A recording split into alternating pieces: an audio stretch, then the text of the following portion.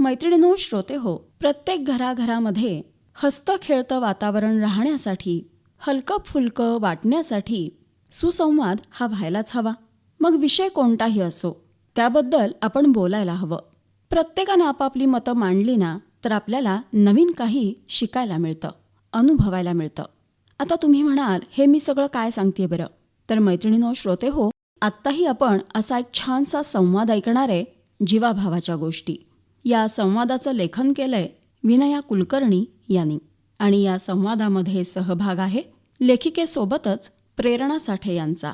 चला तर मैत्रिणींनो, ऐकूया संवाद जीवाभावाच्या गोष्टी. जीवाभावाच्या गोष्टी देतील तुम्हाला आम्हाला नवी दृष्टी. जीवाभावाच्या गोष्टी. मुलांच्या हातातील मोबाईलचा वाढता वापर आणि त्रस्त पालक, याला जबाबदार कोण? काय करावं नेमकं हे मोबाईलचं व्यसन लागू नये म्हणून, यावर भाष्य करणाऱ्या आजच्या जीवाभावाच्या गोष्टी. जीवाभावाच्या गोष्टी. लेखन विनया कुलकर्णी. सहभाग लेखिकेसोबतच प्रेरणा साठे यांचा. श्री, अरे श्री, थांब, आता कसा फटके खोतोयस बघ. तास झालं हाका मारते मी, ह्याचं लक्षच नाही. थांब, तू तू तसा ऐकायचा नाहीस.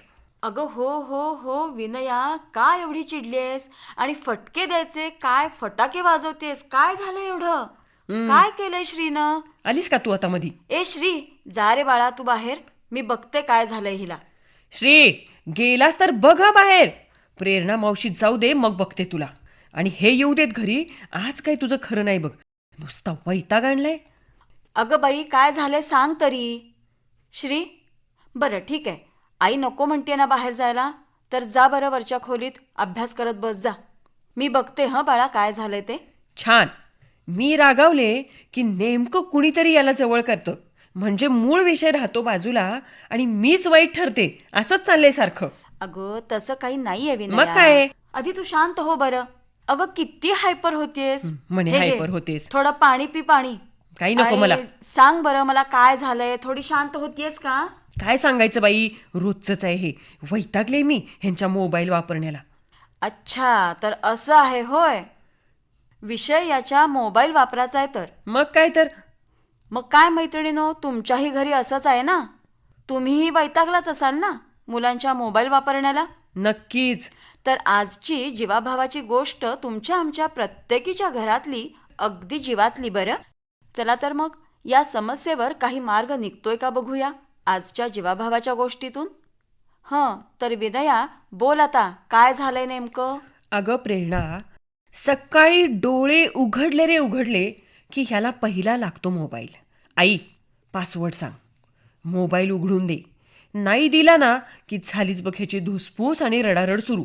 मग तू काय करतेस अशा वेळी? काय करणार बाई, सकाळी सकाळी कामाची एक घाई असते का? स्वयंपाक, पाणी सुटलेलं असतं, डबे भरायचे असतात, ताई अण्णांची औषधं असतात. मग काय, घे म्हणते जरा वेळ मोबाईल. पण थोडा वेळ म्हणजे अगं किती? अगं ह्याचं समाधानच होत नाही. चांगले रट्टे बसले ना मगच हा धुसफुसत उठतो.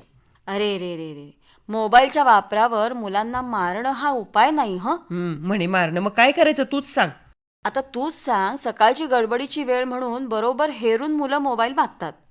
आपणही नको वैताग म्हणून देतो आणि मग झालं. अशीच हळूहळू सवय लागते यांना. तेच तर झालंय आमच्या घरात, म्हणून तर मी एवढी वैतागले ना. सगळ्यांच्यात हेच चालतं विनया. अगं पण याच्यावर काहीतरी उपाय करायला पाहिजे ना ग. नक्कीच करायला हवाय. तूच सांग काय काय करू शकतो आपण. माझं तर बाई काही डोकंच चाले ना, काय करू. सोपं आहे अगदी. काय सांगती, सोपं आहे? मुलांना विश्वासात घेऊन चर्चा करून काही नियम ठरवायचे. ते मोडले की 4 दिवस अजिबात मोबाईल मिळणार नाही असं सांगायचं. आणि नुसतं सांगायचं नाही विनया, तर त्यावर ठाम राहायचं आपण. एकदा का मुलांना कळलं की असं वागल्यावर मोबाईल मिळत नाही की मुलं आपोआप बदल करू लागतील ना. कशाचं घेऊन बसलीस बाई, यांना लगेच जागा आहेत की. रडत रडत लगेच आईंकडे जातात.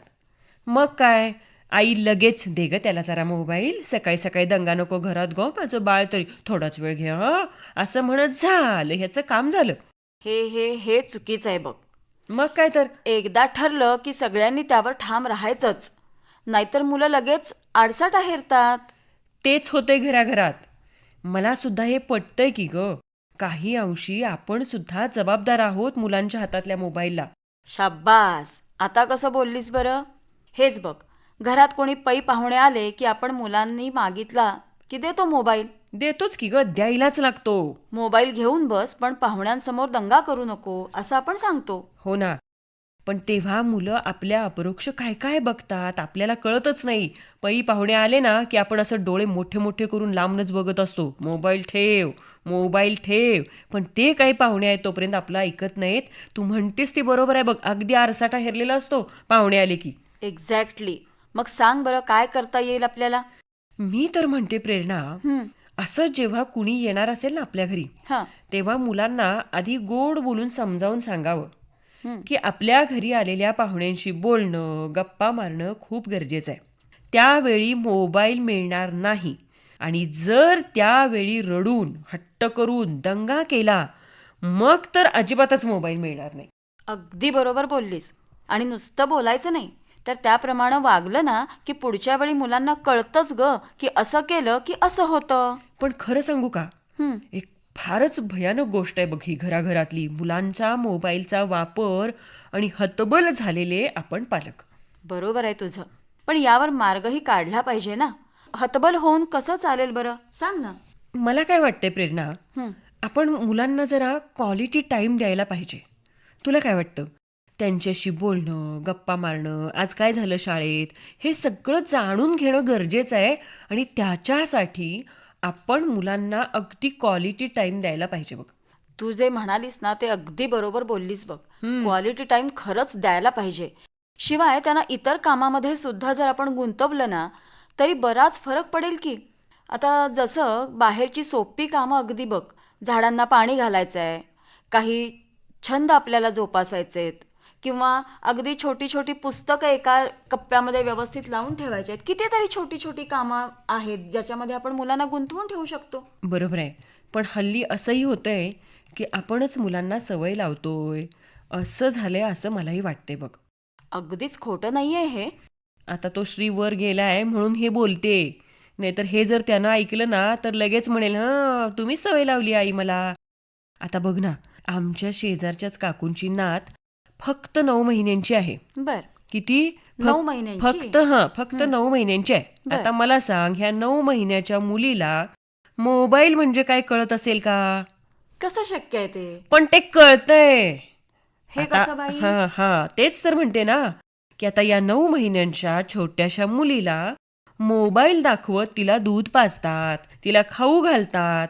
आणि मोबाईल नाही ना दाखवला तर आता ती काही खातच नाही, नुसतं रडून दंगा करते. आता मला सांग, या 9 महिन्याच्या बाळाला कशी काय सवय लागली? याला आपणच जबाबदार आहे ना ग. खरं सांगू का, पूर्वीच्या काळी कसं आपल्या घरामध्ये आजी आजोबा असायचे, आजही आहेत, नाही असं नाही.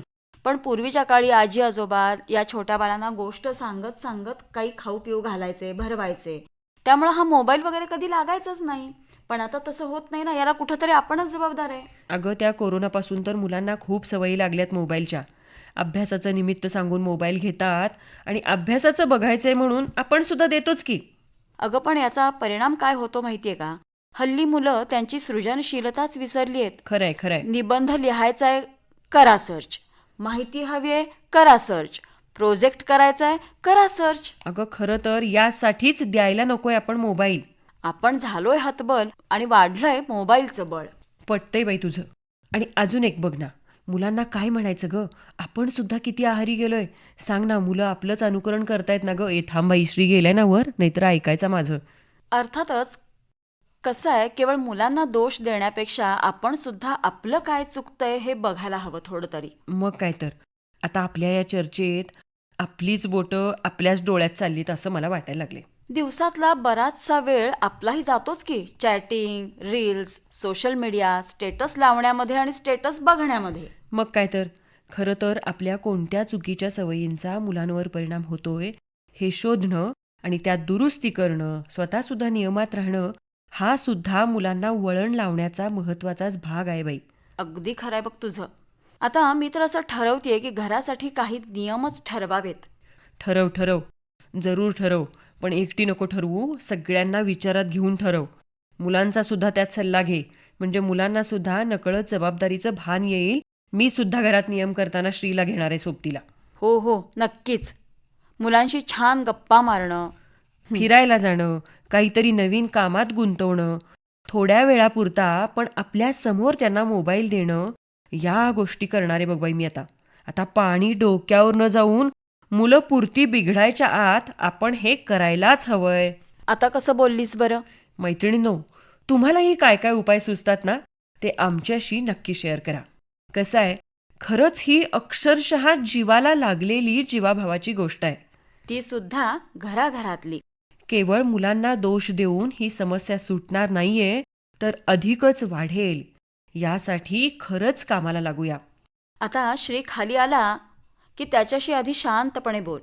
त्याच्याबरोबर चर्चा कर आणि समजावून सांग त्याला. आता एवढी चर्चा झाल्यावर तेवढं लक्षात आलंय की ग माझ्या. अरे वा, बुद्धी वाढलीये की तुझी. मग काय तर.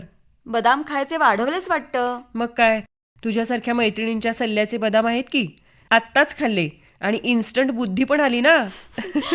आता या बुद्धीचा वापर कर. मग मैत्रिणीनो, आपण सगळ्याच जणी या समस्येवर विचार करूया, त्याच्यावरती उपाय शोधूया, एकमेकींना सांगूया. हो ना, जीवाभावाच्या या गोष्टी शेअर करूया. मैत्रिणींनो, वेळ निघून गेल्यावर एकमेकांना दोष देऊन झालेलं नुकसान भरवून येणार नाही. हा विचार सुद्धा मोबाईल व्यसनावर उपायकारक आहे बरं का. कसलं बोललीस ग विनया जाता जाता. मग खरंच मैत्रिणीनो, हातातून निसटून जाण्यापूर्वी जपूया. तुटून गळण्यापूर्वी माळेची दोरी घट्ट करूया. चला, सगळ्या मिळून यावर नुसता विचार नव्हे तर कृती करत ही जीवाभावाची गोष्ट मनावर घेऊया. ही जीवाभावाची गोष्ट मनावर घेऊया. मैत्रिणींनो, मोबाईल स्मार्ट आहे कारण तो त्याच्या मदरबोर्डचं ऐकतो. आपण सुद्धा मदरचं ऐकून स्मार्ट होऊया. मोबाईलचा योग्य वापर करण्यासाठी आपल्या मुलांना प्रवृत्त करूया आणि सुखी होऊया. ही आहे आजची जीवाभावाची गोष्ट. मैत्रिणीनो, श्रोते हो, कोणत्याही संवादामधून विश्वास निर्माण व्हायला हवा आणि तो जपला जावा.